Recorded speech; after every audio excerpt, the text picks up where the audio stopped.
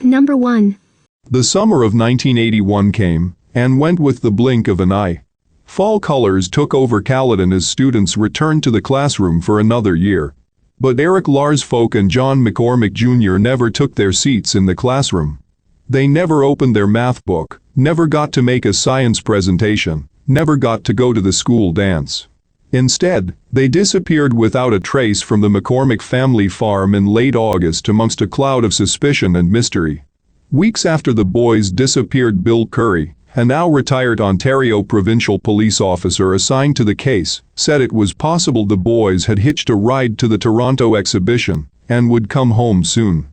It wasn't uncommon for kids to do this back then, he said in a recent conversation with the Enterprise. I just thought they would come back. Giving way to winter, fall became the past and Eric and John Jr. remained missing. Police searched the McCormick 100-acre property a number of times, with up to 60 officers scouring every inch of wooded area. In November 1981, police searched for any sign of the boys with a helicopter equipped with thermal vision. Curry's theory of what happened lost steam, and he told media it no longer looked like a runaway scenario. I guess we are considering misadventure and crime equally, he said. I don't think they ran away. As Eric's 15th birthday passed and the years dragged on, Lloyd Larsfolk held on to slim hope he would find his son. And in the beginning, he left no stone unturned. I walked up and down every road around near our house, knocking on every door asking if they'd seen Eric, he said with a heavy, tired voice. In the early stages, Larsfolk was a bull in a china shop. He told the Enterprise of a number of instances where he trespassed on property and broke into a home looking for Eric. Larsfolk got an anonymous call one day from someone who said Eric and John Jr. were being kept in the basement of a home in the Caledon area. Under the cloak of darkness, Larsfolk broke into the home after the owner went to bed for the night. I eventually got in and just yelled Eric's name, he said as a tone of frustration grew from within. I woke the person up, and he came out with a gun. It wasn't a smart move, knowing there was a chance he could get hurt. He ran from the house and told Curry what he had done. I didn't care at the time, Larsfolk said. I just wanted to find my son. It wasn't the best decision of my life, but what else could a father do? He changed his ways after, but the mounting frustration of a lack of progress on the case took its toll on Larsfolk and his wife Beverly. Psychics flocked to help police and the families find the boys. Information provided was inconsistent at best and resulted in no solid leads. However, a number of suspects were at the top of the list, according to Curry, including John McCormick Sr. and his friend George McCullough. In a recent interview, Curry said the two men, who were on the property August 24, 1981 when the boys went missing, were very thoroughly investigated. However, he said John Sr. and McCullough, who many close to the case consider to be a suspect, could never be completely linked to it. He was thoroughly investigated, said a sure-sounding Curry of McCullough. Everything you think that one would do was done. The suspect list was very short and still is. We thoroughly looked at everyone who was close to the boys. When asked for information on the friend of her father's, Kim McCormick wrote in an email that he was a scary man, someone she and her mother didn't like having around the house. My mom, brother and I did not like him, and we nicknamed him the Weasel, she wrote. Knowledge of McCullough's past is limited, much information coming from people who knew him during the time he worked on the McCormick property, doing work for John Sr. In 1981, McCullough was married to a woman named Isabel Stokes, who he had a son with. He also had 3 other daughters from previous relationships. Darlene McCormick wasn't upset when the Enterprise told her McCullough died in 2000 from cancer, months after he was charged with dragging his dog down the road while tied to his truck in Port Hope, Ontario. In the fall of 1999. I wouldn't wish anything terrible on a human being, but he was a terrible man, she said. I didn't like him at all. Darlene said sometime after her nephew went missing, she received a number of phone calls from someone she thought was McCullough. Watch Sarah. Darlene said of what the man said to her in one phone call she recalled. Sarah is our only daughter. Larsfolk said McCullough's truck was on the McCormick property the night they began searching for the boys, remembering it being parked near the barn and the next day, being in a different spot with red clay in the back. Up until months before John Jr. and Eric disappeared, John Sr. owned an auto body shop on Hockley Road, according to Dufferin County Land Registry documents. Previous to living on Horseshoe Hill Road, he lived in a trailer on a property a few kilometers down Hockley Road from the shop, some 8 kilometers from a property McCullough and his wife rented at the time. In an interview in 2008, Kim told Jen Patton, a private investigator looking into the boys' disappearance, the shop was a tax shelter and more of a place for her father to go drink with his buddies. Kim said John Sr. had given McCullough his credit card on August 25, the day after the boys went missing, to fill up his truck with gas. It's unclear whether or not McCullough had taken a front-end loader off the property that night, as some close to the case have suggested, nor where exactly he went with it. The property McCullough rented, a dilapidated old house in the Dufferin County area on Hockley Road, was never searched, according to a former investigator who worked on the case. The investigator had been out to what they thought was the location, but was never able to confirm it was the right one. Kim took Patton to the property in 2008. The enterprise located the property, which had rusted out old tractors and a number of old sheds on it, on the banks of the same river running behind the old McCormick trailer property. Current investigators on the case would not confirm whether or not McCullough's property was searched, nor confirm if he was even a suspect due to preserving the integrity of the investigation, said INSP. Karen Medeiros of the Ontario Provincial Police. What do you think happened? Number 2.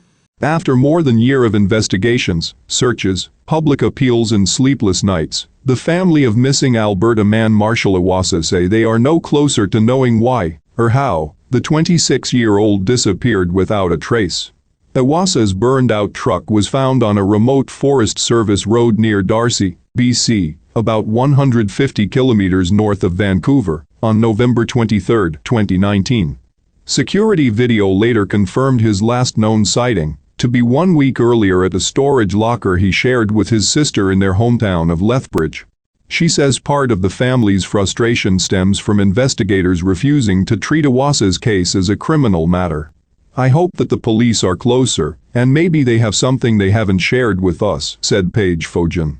But it feels like we're in the same spot as in November when he first went missing.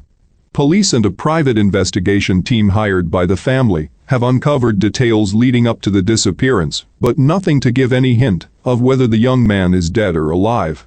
And the mystery of why Iwaasa's dark blue GMC pickup was found torched a province away, in an area he had no connection to, nor had ever been to before, remains a major piece of the puzzle. On November 23, hikers found the truck with clothes and items strewn around, but didn't report it to police until they were able to get cell phone service the next day. On November 25, the Pemberton RCMP attended the scene. Photos from that day compared to those taken 2 days earlier by the hikers show some of the items on the road had been moved. Police notified Fojan of the truck's discovery the following day, and it was then the family realized Iwaasa was missing. Because he was living in Calgary, a missing persons file was opened with the Calgary police. The case was transferred to the Lethbridge Police Service after confirmation of the storage locker video. Public attention to missing person cases often fade over time, but through efforts on social media, Iwaasa's has not. The Find Marshal Iwaasa Facebook group has almost 13,000 members, and facimasks emblazoned with Find Marshal Iwaasa are now being sold to help fund private search efforts. An online petition to have the case elevated to criminal status is also receiving a lot of attention, and has garnered over 5,300 signatures in the few days since it was launched. Fojan says the family has been asking police to treat her brother's disappearance as criminal because that would trigger extra investigative powers that aren't available in missing persons cases, including fingerprinting or DNA analysis of the items found at the scene, including the ones that didn't belong to Iwaasa. But in a statement, the Lethbridge police say they have no evidence to support upgrading the case. From the onset of this investigation, Iwaasa's disappearance has been considered suspicious. However, there is no credible, corroborated or compelling information to suggest foul play or that the occurrence is criminal in nature. The statement goes on to say that investigators believe Iwaasa was experiencing stress and personal troubles in the months leading up to his disappearance, raising the question of self-harm. It is true that Iwaasa hadn't told his family he had been put on academic probation at the Southern Alberta Institute of Technology, where he was enrolled in computer studies, or that he had subsequently dropped out. They also didn't know that he let his cell phone plan lapse in the weeks before he vanished. But, Fojan says, the theory that her brother killed himself just doesn't add up. Suicide has always been something that's been brought up by the police. There's really not a lot of indicators for that. He had no past suicidal ideation, no past suicide attempts, she said. And at the end of the day, if he had driven his truck up there to commit suicide, this is something we've openly talked about, his body would have been found in that final search. The final search took place in June, when 35 police and privately hired searchers, drones, a helicopter and a team of 8 cadaver dogs were deployed to the truck site. Dave Hastie, a retired Lethbridge police staff sergeant with a background in search management, helped organize the effort. He said the mountainous terrain made for tough slogging over the 5 days of searching. "We wanted to search the whole road in and out from where the truck was found," said Hastie. "We did 200 meters on each side of it, and it's very rough, with streams and that sort of thing. And we wanted to do up past, where the truck was as far as we could. It took a while, because we had to ATV everyone up and down." No trace of Iwaasa was found, but a private arson investigator did determine the truck had been intentionally set on fire, ruling out some sort of engine or electrical problem. "And so we've now kind of crossed that off the list," said Fojan, his body being up there on that mountain, whether it be for going up there by choice to commit suicide, or that he drove up there to go hiking and died by the elements. Lethbridge police have conducted its own arson investigation, but have not yet released the results. A Lethbridge police spokeswoman told CBC all leads in the case are being pursued, and that his file will remain open until Iwaasa is located. Number 3.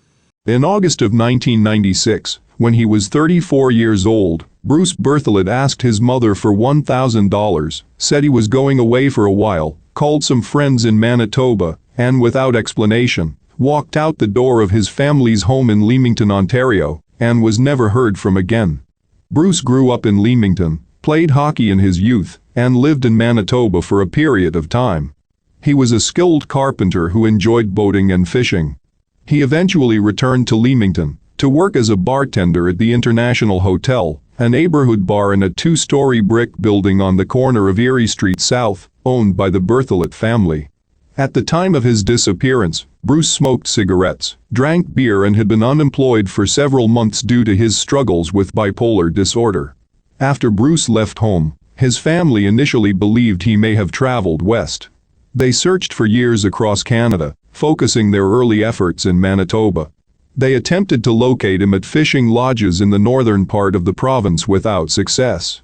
Nearly a decade later, in 2005, Bruce's mother was admitted into intensive care at the Windsor Regional Hospital with a lung infection, prompting his family to intensify their search. His brother, sister and cousin shared Bruce's story and details with the media, concentrating their efforts in the Winnipeg area. His family placed several ads in the Winnipeg Free Press and detailed their efforts to find him. These stories led to 4 tips from callers in Winnipeg who said they had seen a man who looked like Bruce living on the streets in the city. He was seen near liquor stores, shelters, bars, and around the Winnipeg legislature. In February 2005, Winnipeg's Salvation Army also initiated a search. Bruce's photo was featured on every bus in the city. Bruce Berthelot's sister, brother and cousin also traveled to Winnipeg around this time. For 5 days, they searched the streets, bars, homeless shelters, and welfare offices of Winnipeg. They hoped to give Bruce a chance to get medication, a chance to come home, or set up a place for him wherever he was. "If he's homeless, and out in the cold and sick, we have to find out," his sister told the Windsor Star. They also hoped to bring Bruce home to his worried mother. In March 2005, after following up on the reported sightings of Bruce in Winnipeg, his cousin said the family was confident that Bruce was not living on the streets of Winnipeg. His brother said Bruce might not be in Winnipeg, and if he was, that he probably didn't want to be found. Det. Henry Ingrata of Leamington Police told media that Bruce was listed as missing on a nationwide police database, and that if he was ever arrested, police would check the database and notify the family, but could not force Bruce to return home. The family continued their search. They planned to send posters to Calgary, Edmonton, and Vancouver, and attempted to access Human Resources and Development Canada to see if Bruce had received any employment insurance benefits. In the 24 years since Bruce walked out the door of his family's home, he has never contacted his friends or family, and no trace of him has ever been found. His family has never given up hope of finding him, and have now expanded their search overseas. In 2019, posters of Bruce were shared in Singapore. Bruce Royal Berthelot would be 59 years old this year. If you have any information that could help his family in their search, please contact any of the agencies. Number 4. Stacy Dilenardi had lived in Sudbury his entire life. In September 2005, when he was 31 years old, he moved to Sault Ste. Marie, Garden River, to start a new job as a technician at the Ontario Forest Research Institute, OFRI. He still kept in touch with his family in Sudbury. On November 27, 2005, Stacey spoke to his father on the phone. On the morning of November 28, he went to work wearing beige pants and a beige khaki vest over a blue-sleeved sweater. He left work at lunch and drove his 2003 red Chevrolet Cavalier to Sewell's Gas Bar, located on the Rankin Reserve, 436 Frontenac Street. At 1:12 p.m., he purchased some Players Light cigarettes. What happened next remains a mystery. Investigators launched an extensive search for Stacey following his disappearance. On December 1, 2005, his abandoned vehicle was found disabled 7 kilometers in on Connor Road in Duncan Township, 13.5 kilometers from where he was last seen. Some reports describe the location as a snowmobile trail 15 kilometers behind Garden River First Nation Reserve. No other evidence was found, and the search was called off due to heavy snowfall. In April 2006, investigators conducted a second search over 20 days. According to a Sudbury police press release, up to 55 trained searchers from Sault Search and Rescue, OP and the Sault Ste. Marie City Police scoured the brush for any signs of Dilenardi. Investigators used OP helicopters, snow machines, and specialized OP canine handlers with cadaver dogs. The area where the vehicle was initially located was searched again. At the time, Const. Bill Mackin of the OP said they were looking for any evidence that he is still there, and he is dead, or that he walked out. In May, the search was called off. No evidence of Stacy Dilenardi's whereabouts was ever found. At the time of his disappearance, he had only lived in Sault Ste. Marie for less than 3 months. He wore glasses, was known to smoke menthol cigarettes, and is described as thin, 5'8" tall, 155 to 160 pounds, with brown eyes and brown hair to his ears, balding on top. He has psoriasis on his legs, arms, and back, and took medication for thyroid and depression. He had recently legally changed his name to Luke. If you have information about this case, please contact any of the following: Sault Ste. Marie Police Service, 705-949-6300, Crime Stoppers, 1-800-222-TIPS, 8477. Number 5. Lisa met Nick Masee in 1984, when she was a 29-year-old hairdresser at Yakoi Hair Design on Cambie Street in Vancouver. Nick, an account director at the Bank of Montreal, was one of her clients. They eventually got married and lived in a house in North Vancouver. It was the second marriage for both of them. In January 1994, at 55 years old, Nick retired from the Bank of Montreal after a 35-year career. He was also serving as a director of Turbodyne Technologies Incorporated, a California-based company that traded on the Vancouver Stock Exchange. In an affidavit filed in 2001, Nick's daughter said he was a very open person who enjoyed sharing details of what was happening in his life and work with others. Nick and Lisa were well known in Vancouver's Howe Street crowd. They often traveled to Hawaii, the Cayman Islands, and the Netherlands. Although he made about $85,000 a year, Nick was known to have had savings and was considered a sophisticated guy. Both he and Lisa had passports from different countries. It would seem Nick and Lisa were happy and successful, but those who knew them began to believe they were acting strange. First, it was the trip to the Cayman Islands. In April, without warning, Nick and Lisa took off to set up a bank account with $50,000 worth of stock. They drew up wills. Most concerning was the call Nick made to his daughter, who was living in Holland, to say that he likely wouldn't be able to call her on her birthday. Nick didn't disclose where he was at the time, and didn't offer any other explanation. Then, on August 10, 1994, Nick and Lisa told several people they were going to Trader Vic's, a popular Polynesian restaurant located at the Bayshore Inn in Cole Harbour. Nick was planning to discuss a $10 million business deal with an investor whose identity remains unknown 26 years later. According to one of Nick's business associates, Nick had said the investor was going to send a limousine to pick up the Masees at their North Vancouver home. Nothing else is known about the meeting. Nobody showed up to the restaurant or called to cancel, another sign that something wasn't right. Nick would have called. According to a 1995 news report by CBC, a witness said they saw Nick and Lisa next door, at the Westin Bayshore's Garden Lounge. From 6:30 to 10:30 p.m. Nick was wearing a jogging suit, and they split a bottle of wine. The details of what happened after are unknown. On the morning of August 11, Lisa's 39th birthday, she made 2 calls from Nick's cell phone. One call was to her boss, and the other to one of Nick's associates. She said they would be out of town for a few days. They were never heard from again. Within a week, Lisa's sister went to check on the Masees at their home. Nick's car was in the driveway. The front door was closed but unlocked. The alarm system was disabled, which her sister says was extremely out of character. Their cat was inside the house, along with their passports. 2 zip ties were discovered at the entrance of the home. According to a 2001 letter filed in court by the RCMP, 2 theories were being investigated at the time: that Lisa and Nick were the victims of foul play, or that they had orchestrated their own disappearance. Some people believe Nick and Lisa are in the witness protection program. There is no evidence to support any theory about the disappearance of Nick and Lisa Masee. In July 2019, Nick's children and the North Vancouver RCMP held a press conference calling for any information about the couple's whereabouts. The reward for information was raised to $50,000, and although there have been no new leads in the case, investigators say they believe Nick and Lisa were killed for reasons unknown. Nick's children and Lisa's family are desperate for answers. Anyone with information, however insignificant it might seem, is being asked to contact the North Vancouver RCMP. Number 6. At 14 years old, Adam O'Brien was the oldest. Trevor was 11, and Mitchell was just a few weeks shy of his 5th birthday.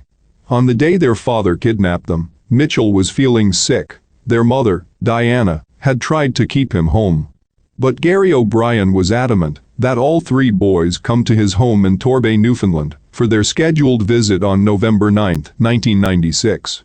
At 8:30 p.m., Diana got the call. It was the day after her 39th birthday. Gary said the boys were not coming home, and that his home was rigged to explode if anyone tried to enter. He told her she would know what life would be like without her boys on her next birthday, then said later and hung up the phone. Diana's sister was with her, and immediately called the police. When they arrived at Gary's home, it was wired with 2 400-pound tanks of propane. The house and the surrounding area would have been destroyed had anyone tried to enter. Adam, Trevor, and Mitchell's whereabouts remains unknown 24 years later. The abduction of the O'Brien brothers made international headlines. Thousands of tips have come in from across Canada and the United States. Gary O'Brien, who had a history of violence and psychiatric issues, is wanted by Interpol.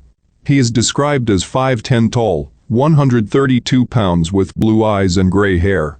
He has a false tooth, and was known to frequent swimming pools and arcades.